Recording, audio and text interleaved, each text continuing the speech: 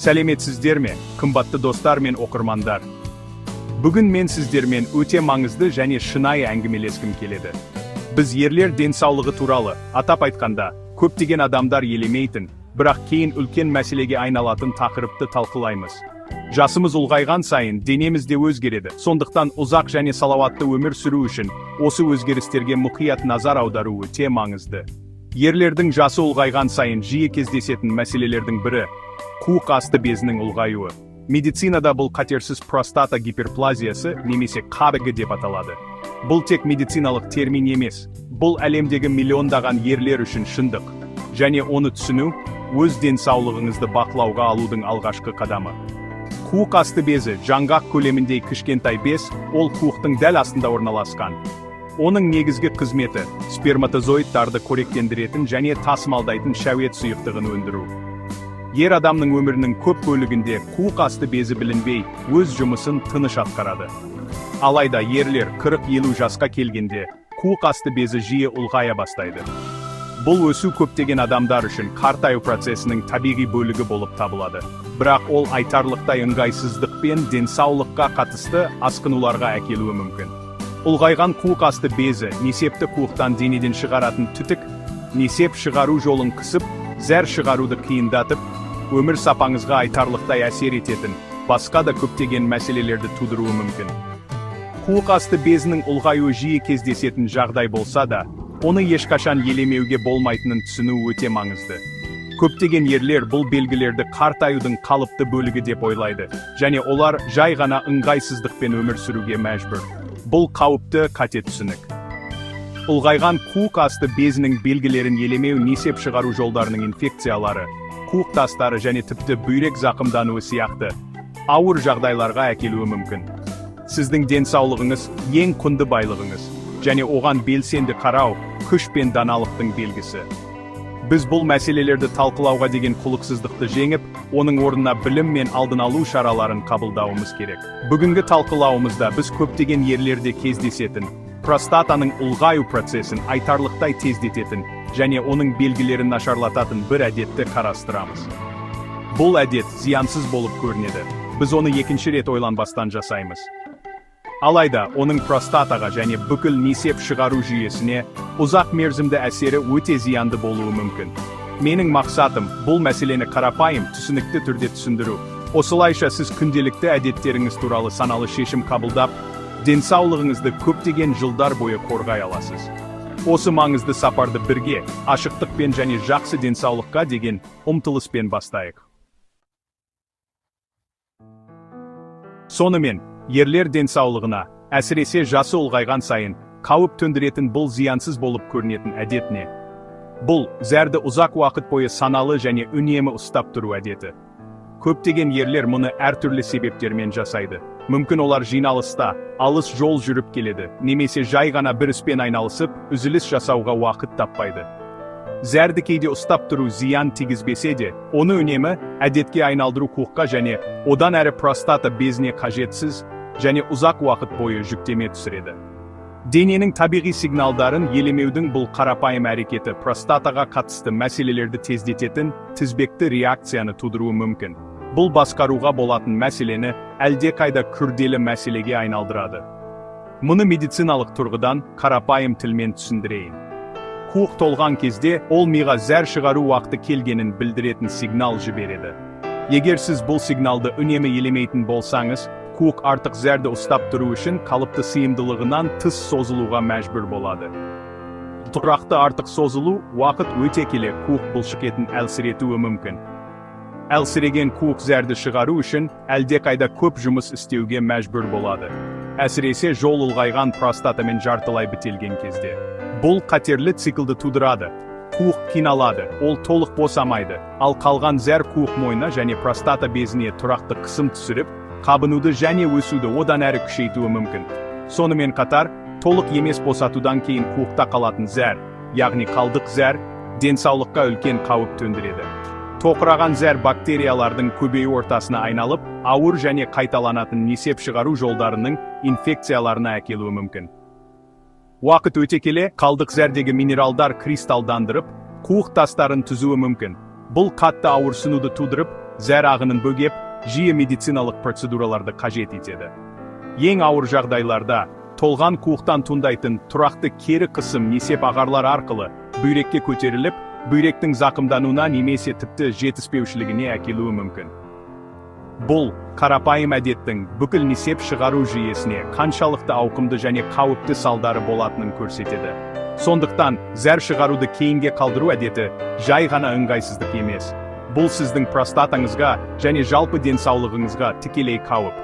Бұл машинаны үнемі шамадан тыс жүктеу және оның мәңгілікке мінсіз жұмыс істеуін күту сияқты. Ақыр соңында жүктеме оның істен шығуына әкеледі. Жасы бойынша простатасы сәл ұлғайған ерлер үшін бұл әдет әсіресе қауіпті, өйткені ол бар мәселені ушықтырады.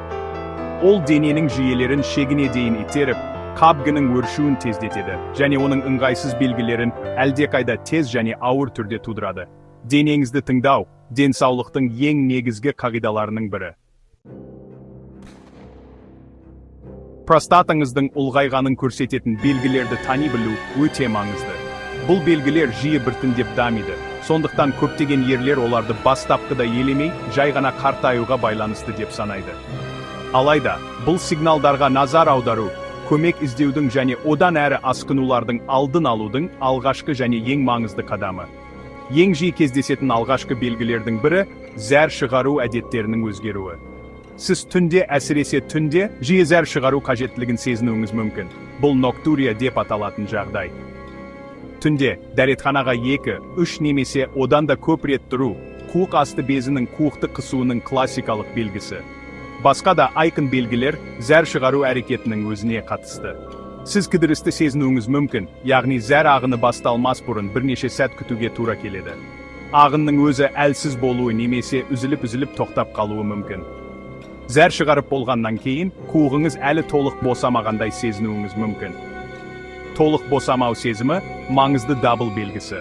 Тағы бір жиі кездесетін белгі зәр шығару соңында тамшылау. Ауыр жағдайларда сіз кенеттен шұғыл зәр шығару қажеттілігін сезінуіңіз мүмкін. Бұл оны ұстап тұруды қиындатады. Егер сіз осы белгілердің кез келгенін байқасаңыз, бұл ұялатын нәрсе емес. Бұл сіздің денеңізден дәрігерге көріну қажеттілігі туралы нақты сигнал. Сонымен, бұл мәселені болдырмау немесе оны тиімді басқару үшін не істеуге болады? Ең маңызды кеңес біз талқылаған әдетті өзгерту. Зәр шығару қажеттілігін сезген бойда дәретханаға баруды басымдыққа айналдырыңыз. Оны ұстап тұрмаңыз. Егер жұмысыңыз немесе өмір салтыңыз мұны қиындатса, күні бойы дәретханаға үнемі баруды жоспарлаңыз. Мысалы, ұзақ жиналыс басталмас бұрын немесе көлікке отырмас бұрын зәр шығаруды әдетке айналдырыңыз. Сұйықтық ішуді басқару да көмектеседі. Күні бойы көп су ішуге тырысыңыз, бірақ түнде оянуды азайту үшін ұйықтар алдында 1-2 сағат бұрын сұйықтық ішуді азайтуды қарастырыңыз. Әрине, өмір салтын реттеу шешімнің бір бөлігі ғана. Сіз жасай алатын ең маңызды әрекет дәрігерге, атап айтқанда урологқа қаралу. Өздігіңізден диагноз қоюға немесе интернеттегі тексерілмеген ақпаратқа сенуге тырыспаңыз. Медицина қызметкері жағдайыңызды нақты диагностикалау үшін ректалды тексеруді, простатаға тән антигенге қан анализін және зәр ағынын зерттеуді қамтуы мүмкін дұрыс тексеру жүргізе алады. Олардың қорытындыларына сүйене отырып, олар ең жақсы әрекет жолын ұсына алады. Бұл қарапайым бақылаудан және өмір салтын өзгертуден бастап, дәрі-дәрмектерге немесе кейбір жағдайларда хирургиялық процедураларға дейін болуы мүмкін. Ерте диагностика және кәсіби кеңес килт. Қорытындылай келе, простата денсаулығына қамқорлық жасау, жасыңыз ұлғайған сайын жалпы әл-ауқатыңызды сақтаудың маңызды бөлігі. Бұл ұялатын тақырып емес, керісінше, оған саналы және белсенді жауапкершілікпен қарау керек. Біз зәрді үнемі ұстап тұрудың зиянсыз болып көрінетін әдеті, қуыққа қалай айтарлықтай күш түсіретінін және қуық асты безінің өсуін тездететінін талқыладық. Бұл жиі зәр шығарудан және әлсіз ағыннан бастап инфекциялар мен бүйрек зақымдануы сияқты ауыр асқынуларға дейін ыңғайсыз және потенциалды қауіпті белгілердің тізбегіне әкелуі мүмкін. Бұл байланысты түсіну, өзіңізді қажетсіз азаптан қорғаудың алғашқы қадамы. Оң өзгеріс жасау күші сіздің қолыңызда. Ол денеңіздің сигналдарын тыңдау туралы қарапайым, саналы шешімнен басталады. Зәр шығару қажеттілігін сезген кезде, оған дереу жауап беріңіз. Күнделікті әдетіңіздегі бұл кішкентай түзету, ұзақ мерзімді перспективада үлкен айырмашылық тудырып, несеп шығару жүйеңізге түсетін күшті азайтады, және қабгының өршуін басқаруға көмектеседі. Мұны басқа салауатты әдеттермен, мысалы, жемістер мен көкөністерге бай теңгерімді диетаны ұстанумен, үнемі дене жаттығуларымен айналысумен, және салмағыңызды басқарумен біріктіріңіз. Бұл өмір салты таңдаулары простата денсаулығын қолдауға және оған қатысты мәселелердің қаупін азайтуға көмектесетіні дәлелденген. Мен сізді медициналық кеңес алудан ешқашан тартынбауға шақырамын. Егер сіз біз талқылаған белгілердің кез келгенін сезінсеңіз, дәрігеріңізге немесе урологқа жазылыңыз. Көмек сұрау ұят емес. Шын мәнінде, бұл өзіңіз үшін және сізге сенім артқан жақындарыңыз үшін жасай алатын ең дана және жауапты іс. Заманауи медицина ұлғайған простатаны емдеудің әртүрлі тиімді әдістерін ұсынады, және дәрігер сіздің нақты жағдайыңызға сәйкес келетінін табуға көмектеседі. Ерте араласу жағдайдың нашарлауына жол бермейді, және өмір сапаңызды айтарлықтай жақсартады. Сіздің денсаулығыңыз ең үлкен қазынаңыз. Салауатты әдеттерді қабылдау, денеңіздегі өзгерістерге мұқият болу, және қажет болған жағдайда кәсіби кеңес алу арқылы сіз болашағыңызға күшті инвестиция жасайсыз. Бұл оқып отырған әрбір ер адамға арналған әрекетке шақыру болсын. Денсаулығыңызға ие болыңыз. Қауіпті әдеттерден арылыңыз және ұзақ, белсенді және жарқын өмір үшін негіз қалаңыз. Кішкентай мәселенің үлкен мәселеге айналуын күтпеңіз. Бүгіннен бастаңыз, өйткені сіздің әл-ауқатыңыз оған тұрарлық. Сау болыңыздар және өздеріңізге қамқор болыңыздар.